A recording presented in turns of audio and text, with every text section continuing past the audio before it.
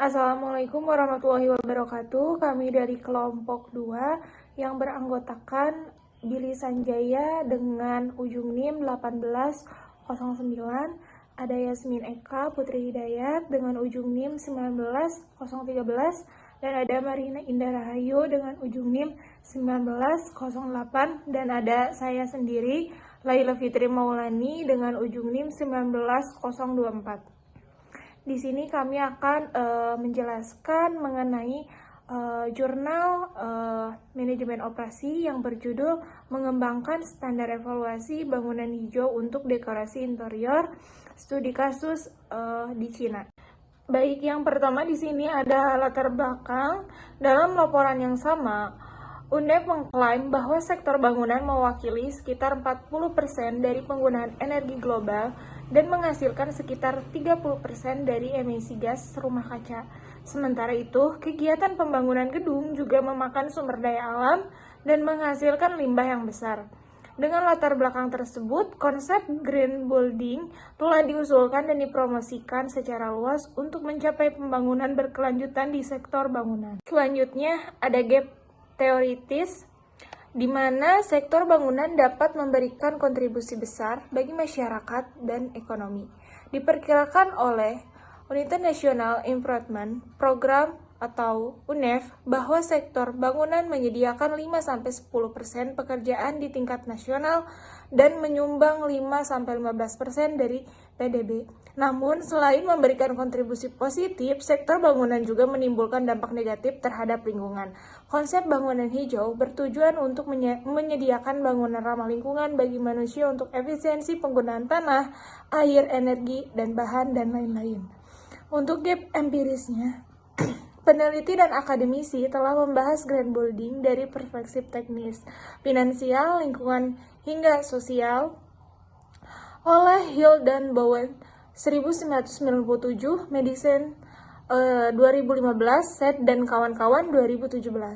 Badan Perlindungan Lingkungan Amerika Serikat 2016 melihat bahwa bangunan hijau adalah mengembangkan dari desain bangunan berkinerja tinggi yang terutama mempertimbangkan penggunaan energi dan air untuk memerangi degradasi lingkungan, perubahan iklim, dan penggunaan sumber daya alam. Baik, selanjutnya di sini ada identifikasi masalah. Yang pertama ada identifikasi masalah kualitatif. Yang pertama ada bagaimana penghematan lahan dan lingkungan luar ruangan. Yang kedua, bagaimana penghematan dan pemanfaatan energi. Yang ketiga, bagaimana penghematan dan pemanfaatan air. Dan yang keempat, bagaimana pemanfaatan sumber daya material. Dan kelima, bagaimana kualitas lingkungan dalam ruangan. Yang keenam, bagaimana manajemen konstruksi. Dan ketujuh, bagaimana manajemen operasi. Untuk selanjutnya ada identifikasi kualitatif. Yang pertama, apakah aspek penilaian struktural berpengaruh positif dalam standar yang diusulkan? Dan yang kedua, apakah identifikasi item penilaian yang terlibat berpengaruh positif dalam standar penilaian yang diusulkan? Dan yang ketiga, apakah bobot tiap aspek berpengaruh positif dalam skor tiap butir penilaian? Dan yang keempat, apakah sistem peringkatan berpengaruh positif dalam standar penilaian yang diusulkan? Selanjutnya di sini ada maksud dan tujuan. Tujuan kualitatif untuk mengetahui penghematan lahan dan lingkungan luar ruangan. Yang kedua, untuk mengetahui penghematan dan pemanfaatan energi. Dan yang ketiga, untuk mengetahui penghematan dan pemanfaatan air. Dan yang keempat, untuk mengetahui pemanfaatan sumber daya material.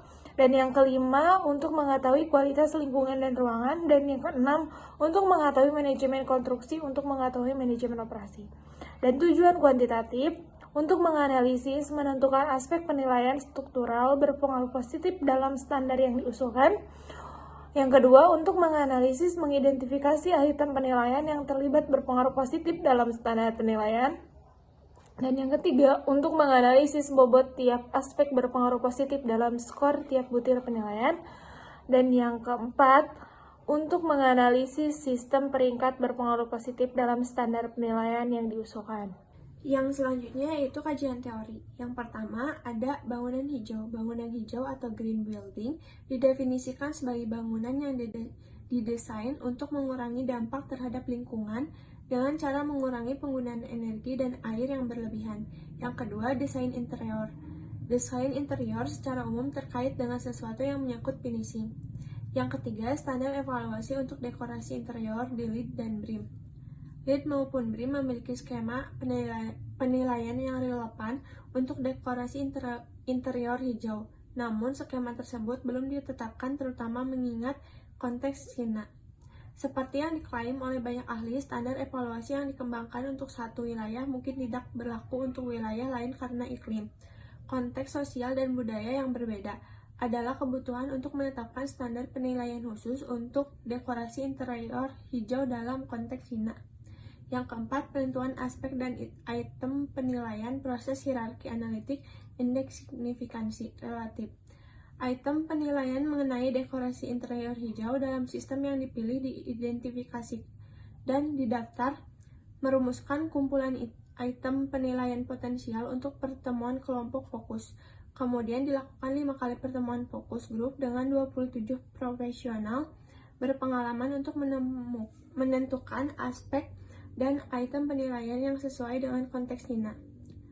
Para profesional yang berpartisipasi berasal dari berbagai bidang industri konstruksi dan pendapat mereka tentang item yang terdaftar diminta. Yang kelima, studi kasus. Sebuah proyek dekorasi interior kehidupan nyata yang menerima penghargaan emas dari LEED pada tahun 2016 dipilih untuk studi kasus. Yang selanjutnya yaitu kerangka pemikiran. Kerangka pemikiran terdiri dari beberapa hipotesis. Yang pertama, aspek penilaian struktural berpengaruh positif dalam standar yang diusulkan. Hipotesis kedua, item penilaian yang terlibat berpengaruh positif dalam standar penilaian. Hipotesis ketiga, bobot tiap aspek berpengaruh positif dalam skor tiap butir penilaian. Hipotesis keempat, sistem peringkat berpengaruh positif dalam standar penilaian yang diusulkan. Metode kuantitatif yaitu proses hierarki analitik dan indeks signifikansi relatif dilakukan untuk menentukan bobot setiap aspek penilaian dan skor yang tersedia untuk setiap item penilaian. Yang selanjutnya, populasi dan sampel dilakukan 5 kali pertemuan melalui fokus group dengan 27 profesional yang berpengalaman untuk menentukan aspek dan item penilaian yang sesuai dengan konteks Cina. 27 profesional berasal dari berbagai bidang industri konstruksi. Lalu ada jenis dan sumber data. Jenis penelitian yang dilakukan yaitu pendekatan kuantitatif dan kualitatif. Pada penelitian ini, data menggunakan data primer. Data primer adalah jenis data yang didapatkan langsung oleh peneliti. Yang selanjutnya ada teknik pengumpulan data. Dalam penelitian ini menggunakan teknik pengumpulan data yang digunakan survei kuesioner, metode AHV. Yang selanjutnya ada teknik pengolahan data, yaitu pengkodean data, pemasukan data, pengeditan data, dan transformasi. Ada juga teknik analisis data. Pada penelitian ini, metode analisis data yang digunakan adalah metode AHP. AHP merupakan suatu model pendukung keputusan yang dikembangkan oleh Thomas L. Saati. Assalamualaikum warahmatullahi wabarakatuh. Perkenalkan, nama saya Billy Sanjaya dengan NIM akhir 009. Saya akan mempresentasikan hasil dan pembahasan. Dari tabel 5 dapat dilihat bahwa standar penilaian dapat diterapkan pada penilaian penerimaan penyelesaian dan penilaian manajemen operasi. Penilaian penerimaan penyelesaian dilakukan pada tahap penyelesaian proyek, sedangkan penilaian manajemen operasi dilakukan setelah 1 tahun operasi. Dari skenario yang berbeda, terlihat bahwa bobot aspek penilaian dasar sedikit berubah.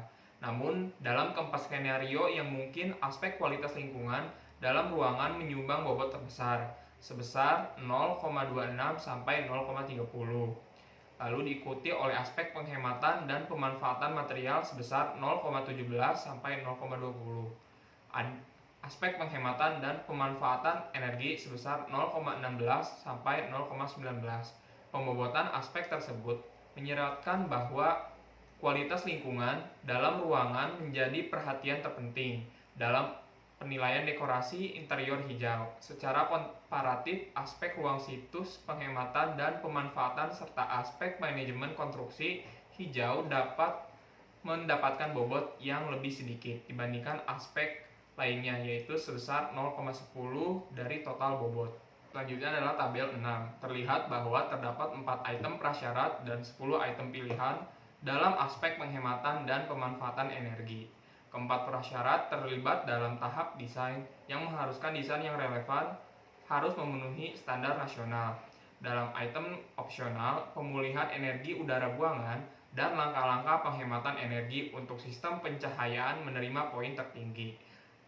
Dalam hal pembuangan udara, dianggap bahwa manfaat yang memuaskan dapat dicapai dengan menggunakan kembali udara buangan di area AC. Langkah-langkah penghematan energi disarankan untuk sistem penerangan, seperti penggunaan lampu alami yang wajar, pemasangan sistem induksi penerangan cerdas. Lalu pada tabel 7 dapat dilihat bahwa memilih peralatan hemat air adalah suatu keharusan untuk dekorasi interior hijau, menunjukkan bahwa air pengurangan pada sumbernya penting selain hanya pemanfaatan. Selain itu, keamanan penggunaan sumber air yang tidak konvensional sangat ditekankan dalam penilaian dekorasi interior hijau. Pada item opsional, penggunaan peralatan hemat air sangat dianjurkan, seperti penggunaan saniter dengan tingkat efisien tinggi. Berikutnya adalah tabel 8, menunjukkan item penilaian untuk aspek penghematan dan pemanfaatan material. Hanya ada satu prasyarat dalam aspek ini, yaitu larangan menggunakan produk bahan yang dilarang. Bahan-bahan tersebut telah dilarang dalam standar nasional yang relevan dan tidak boleh digunakan dalam dekorasi interior. Untuk mengurangi timbulan sampah, disarankan untuk menggunakan produk industri seperti dapur terpadu atau kamar mandi. Poin yang berbeda diberikan berdasarkan tarif penggunaan komponen standar, misalnya 12 poin akan diberikan jika tarifnya lebih tinggi dari 40%, sedangkan 6 poin akan diberikan jika tarifnya berada di kisaran 15% sampai 30%. Selanjutnya adalah tabel 9. Daftar item penilaian untuk penghematan dan pemanfaatan ruang situs. Jumlah item untuk aspek ini tidak terlalu banyak, hanya ada 0 item opsional. Mengenai 3 prasyarat, semuanya relevan dengan masalah keamanan. Pada item opsional, poin yang tersedia untuk meningkatkan pemanfaatan ruang dalam ruangan sangat tinggi dibandingkan item lainnya. Dalam spesifikasi rinci item ini, disarankan untuk menghindari penggunaan partisi untuk tujuan dekorasi. Ini adalah tabel 10. Dapat dilihat bahwa jumlah butir prasyarat dan pilihan pada aspek kualitas lingkungan dalam ruangan paling banyak di antara 8 aspek penilaian, yaitu 9 untuk prasyarat dan 26 untuk item pilihan. Selain itu, seperti yang disajikan sebelumnya dalam tabel 5, bobot untuk aspek ini adalah yang terbesar. Dengan demikian, sampai batas tertentu dapat dianggap bahwa kualitas lingkungan dalam ruangan adalah aspek terpenting dalam penilaian dekorasi interior hijau. Prasyarat aspek ini meliputi kebisingan HEVAC, penerangan pencegahan kebakaran, dan polusi dari bahan. Item opsional juga didasarkan pada kriteria ini. Fokus khusus diberikan pada sistem pendingin udara dan pemilihan furnitur. Berikutnya adalah tabel 11. Item penilaian terutama berfokus pada tindakan manajerial selama fase konstruksi dan fase penerimaan penyelesaian. Yang diberikan untuk aspek ini tidak terlalu banyak, tidak lebih dari 0,10, tetapi jumlah butir penilaian efeknya relatif banyak, yaitu 5 butir soal prasyarat dan 19 butir soal pilihan. Untuk menerapkan manajemen konstruksi hijau, inspeksi, dan pencatatan informasi sangat penting. Selain itu, menghindari perubahan desain adalah penting. Tabel 12. Standar penilaian yang diusulkan juga menekankan kinerja aktual dari langkah-langkah hijau. Setelah 1 tahun penggunaan dekorasi interior, penilaian dapat dilakukan dengan mempertimbangkan aspek manajemen operasi dibandingkan dengan penilaian pada fase penerimaan penyelesaian. Aspek ini berfokus pada kinerja aktual dan langkah-langkah hijau. Pada item prasyarat, penilaian dilakukan berdasarkan sistem manajemen properti, pencatatan informasi, konsumsi energi, pemilahan sampah, konsumsi air, dan kualitas udara dalam ruangan. Perlu dicatat bahwa masa sewa harus lebih dari 1 tahun. Tujuan dari persyaratan ini adalah untuk mengurangi kemungkinan renovasi. Selanjutnya adalah tabel 13, yang menunjukkan bahwa konten item bonus dan poin yang sesuai untuk setiap item. Pada tabel ini, item penilaian bonus dapat dikategorikan menjadi 2 kelompok. Peningkatan kinerja dan inovasi. Peningkatan kinerja dapat dicapai dengan adopsi teknologi atau material berkinerja tinggi. Sedangkan inovasi dapat dilakukan dengan menggunakan pemodelan informasi bangunan, perhitungan emisi karbon, dan lain-lain. Nilai penuh dari aspek bonus ini adalah 10. Namun ada beberapa total 16 poin yang tersedia dalam aspek ini. Dalam hal lebih dari 10 poin dapat dicapai oleh sebuah proyek, hanya 10 poin yang akan diberikan. Selanjutnya adalah tabel 14. Dapat dilihat bahwa proyek yang diselidiki menerima skor sebesar 81,95 dari standar penilaian yang diusulkan, yang dapat memperoleh sertifikat bintang 3. Dari segi aspek penilaian, ditemukan bahwa sebagian besar aspek penilaian tumpang tindih antara dua standar seperti ruang situs, hemat energi, efisien air, penghematan bahan, kualitas lingkungan dalam ruangan, dan inovasi, kecuali aspek efisiensi air. Tingkat penilaian aspek yang tumpang tindih dalam LEED lebih rendah daripada standar yang diusulkan. Aspek yang melibatkan LEED tetapi tidak melibatkan standar penilaian yang diusulkan adalah prioritas regional. Aspek ini tidak secara khusus tercantum dalam standar yang diusulkan karena standar yang diusulkan ini mempertimbangkan iklim regional yang berbeda selama proses penilaiannya. Di sini terdapat tabel 15, yaitu perbandingan aspek utama dengan LED dan BREM. Dari tabel 15, dilihat bahwa sebagian besar aspek dalam standar yang diusulkan dapat tumpang tindih dengan LED atau BREM. Dari segi aspek dasar, aspek energi, air, material, dan tapak semuanya terlibat dalam ketiga alat penilaian tersebut. Di sini terdapat analisis jurnal pendukung nasional. Jurnal nasional pertama dengan judul Sertifikasi Arsitektur atau Bangunan Hijau menuju Bangunan yang Ramah Lingkungan. Persamaannya, pada jurnal utama dan jurnal pendukung dengan proses sertifikasi hijau ini sebagian bagian dari bangunan hijau dunia. Diharapkan bangunan dapat selaras dengan lingkungan dengan minimnya dampak yang ditimbulkan baik oleh proses perancangan, konstruksi maupun rekonstruksinya. Perbedaannya, pada jurnal pendukung berfokus kepada aspek pertumbuhan bangunan atau kota, aspek penataan kawasan, aspek perancangan dan teknologi bangunan, sedangkan jurnal utama berfokus pada aspek penggunaan tanah, air, energi, bahan, dan lain-lain. Lalu sini ada jurnal nasional kedua dengan judul Rencana Pengelolaan Green Building dengan Pendekatan Building Environment Management atau BEM. Persamaannya, kedua penelitian pada jurnal utama dan jurnal pendukung merupakan kriteria yang dinilai pada saat sertifikasi praoperasional sebuah green building pada saat baru saja selesai dibangun dan dilakukan sertifikasi. Perbedaannya, pada metodologi penelitian jurnal pendukung menggunakan analisis BEM budget cost, persepsi tenan dengan teknik pengumpulan data, survei lapangan, wawancara, dokumentasi, serta kuesioner, sedangkan jurnal utama menggunakan pendekatan kualitatif dan kuantitatif, survei kuesioner, metode AHP. Di sini terdapat analisis jurnal internasional. Jurnal internasional yang pertama dengan judul Green Building Evaluation System Implementation.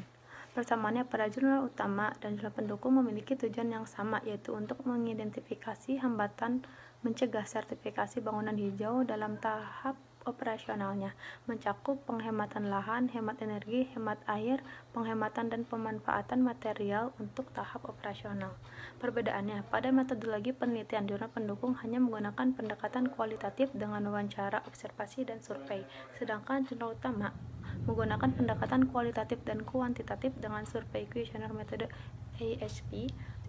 Lalu di sini jurnal internasional kedua dengan judul Stakeholder Perspective on Green Building Rating, a Case Study in Indonesia. Persamaannya, pada jurnal utama dan jurnal pendukung hasil menunjukkan sebagian besar profesional di sektor ini lebih memilih untuk mempertimbangkan isu lingkungan sebagai perhatian utama dalam pembangunan gedung baru daripada aspek sosial dan ekonomi dari keberlanjutan. Perbedaannya, pada metodologi penelitian, jurnal pendukung hanya menggunakan pendekatan kuantitatif dengan teknik purposive sampling, sedangkan jurnal utama menggunakan pendekatan kualitatif dan kuantitatif survei kuesioner metode AHP.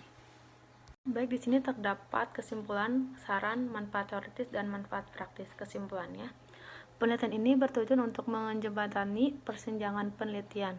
Dalam standar penelitian yang dikembangkan, 7 aspek dasar dan 1 aspek bonus. 7 aspek dasar tersebut meliputi penghematan dan pemanfaatan energi, penghematan dan pemanfaatan air, penghematan dan pemanfaatan material, penghematan dan pemanfaatan ruang tapak, kualitas lingkungan dalam ruang, manajemen konstruksi hijau, manajemen operasi. Sedangkan aspek bonus mengacu pada peningkatan dan inovasi. Bobot masing-masing aspek ditentukan melalui survei kuesioner dengan metode IHP.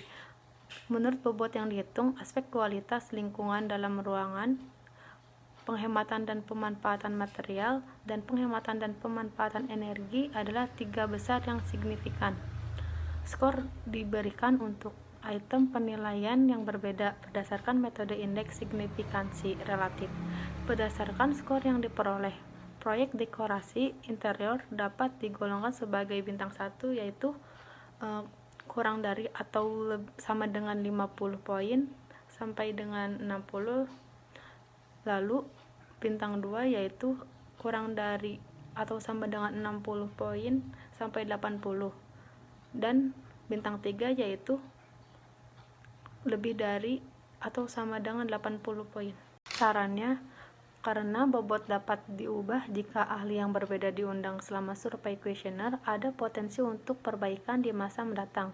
Di masa depan, lebih baik banyak proyek dekorasi interior kehidupan nyata disarankan untuk dievaluasi, menggunakan standar yang diusulkan untuk mengidentifikasi item penilaian apa yang dapat dengan mudah dicapai dan persyaratan apa yang sulit dipenuhi. Manfaat teoritis. Hasil penelitian ini diharapkan dapat memberikan kontribusi dan menjadi media pembelajaran bagi para peneliti selanjutnya, terutama bagi mereka yang tertarik untuk mengembangkan standar penelitian dekorasi interior hijau dan menambah pembelajaran mengenai pemanfaatan sumber daya material.